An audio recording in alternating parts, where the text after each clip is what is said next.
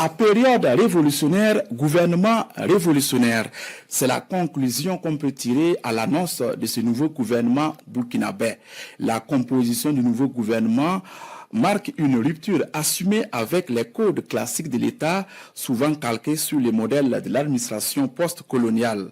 En adoptant des appellations audacieuses et résolument révolutionnaires, l'exécutif s'ancre dans une logique de réappropriation populaire et d'adaptation du projet politique avec les réalités idéologiques et sociologiques du Burkina Faso. Le ministère de la Défense devient donc le ministère de la Guerre et de la Défense patriotique, une appellation qui refuse l'euphémisme et réaffirme, si besoin en était, le choix du Burkina Faso de combattre frontalement tout ennemi interne et externe. Le choix lexical traduit une volonté de clarification des options et de fermeté. La guerre est nommée et la défense est proclamée. Le ministère de la fonction publique devient le ministère des serviteurs du peuple. Une symbolique qui rappelle que les dirigeants et les agents publics ne sont pas des maîtres, mais des serviteurs du peuple.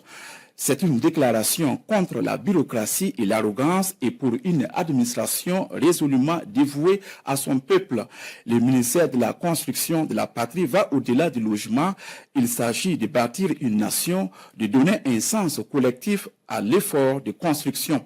Ces intitulés ne sont pas de simples ornements linguistiques. Ils incarnent une volonté de réécrire l'imaginaire politique et de rompre avec la technocratie froide pour embrasser une rhétorique de lutte et de dignité.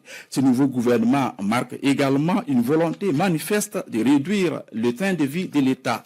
La fusion des ministères de l'Environnement et des Infrastructures avec ceux de l'Agriculture et de la Construction de la Patrie illustre une volonté de sobriété budgétaire et de recadrage des priorités. L'État se veut léger, plus combatif, moins budgétivore face aux urgences de la révolution. La révolution est donc en marche. Ce gouvernement Rim Talba II n'est pas seulement une équipe administrative, c'est une équipe de combat.